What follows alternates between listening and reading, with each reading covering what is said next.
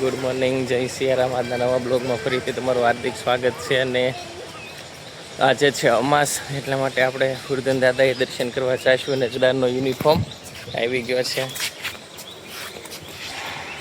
એટલે હાલા ચપ્પલ કાઢી નાખ.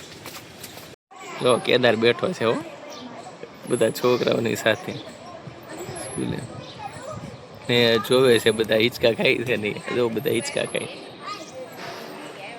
એ જોવે છે કેદાર. તો અહીંયા ઘરે જતા આજે વડીએથી હાલ્યા છીએ અને મસ્ત નાળિયેરી છે. એક વચમાં મકાન આવે છે, ફાર્મ હાઉસ છે ત્યાં. ને આ છે વડિયાવાળો હાઈવે.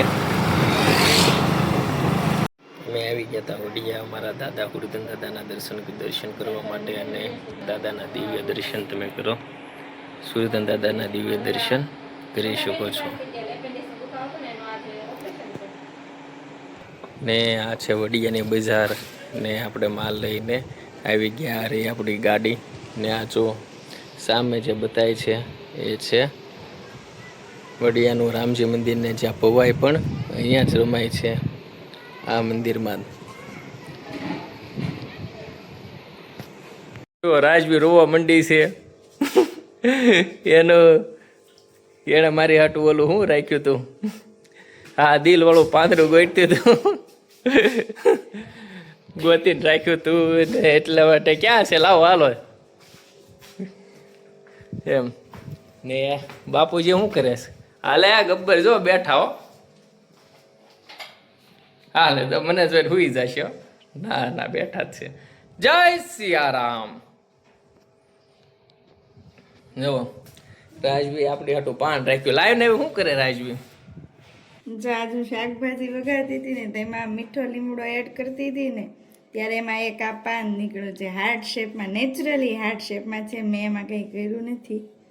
તે મેં પાર્થને બતાવવા માટે રાખ્યું હતું. હાલો આપીશ દે. અરે આમ અપાય. Thank you. જો હાર્ટ વાળો મીઠો લીમડો. હવે આને આપણે ખાઈ કહેવાય કુદરતની કળા. કુદરતની કળા આને ખાઈ દે આપણે. એટલે કુદરતની કળાને ખાઈ ગયા આપણે. આજના મેનુમાં છે ઓનિયન, રોટલી, દાળ, દૂધીનું શાક. દૂધીથી આવે બુદ્ધિ. ને આ છે જો શું છે હેવબોનમાં રાજભોગ. આઈસ્ક્રીમમાં છે શિંગદાણા. ને આ છે રાજવી જે આને બનાવ્યું છે દૂધીનું શાક.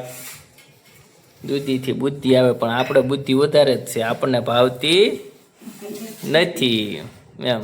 ના જો વરસા બોન દૂધીના. એકવાર મમ્મીને ઉલટી થઈ હતી ને, તે આખા દૂધીના કટકા નીકળ્યા હતા. દૂધીના જ ને કે ભીંડાના? મમ્મી દૂધીનું શાક ખાધું હતું ત્યારે. હો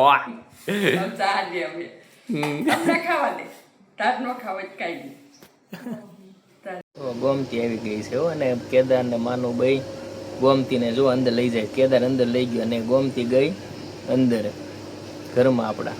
ને માનું ઊભા છે, હવે એ જશે. જો એ છે પાછી આવી ગઈ છે ગોમતી. ક્યાં છે ગોમતી? લે લે એ ગોમતી.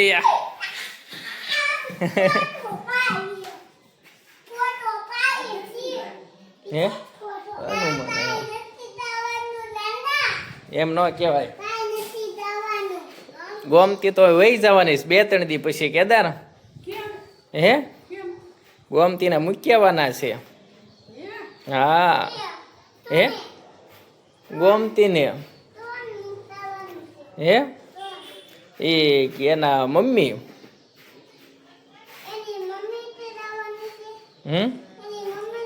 એ તો રહેશે. આને મૂકી આવવાના છે એકલા હોસ્ટેલમાં ગોમતીને.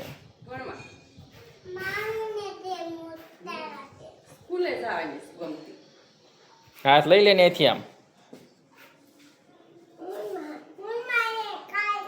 જો રે ગોમતી વાલી કરી લે તો કેદાર વાલી કરી દે ગોમતીને.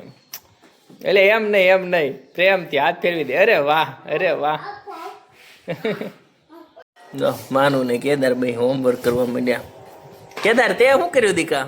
લાય તો બતાય તો. હુઈ ગયો અમારો કેદાર બધો થાકી બહુ જાય હો ને માનું થાકી ગયો. જુઓ બે થાકી ગયા ભણી ભણીને. બે ને નાખતા મમ્મી એક એક ધબ્બો નાખતા. ઉભા થઈ જાવ, હાલો નથી ભણવાનું, હાલો.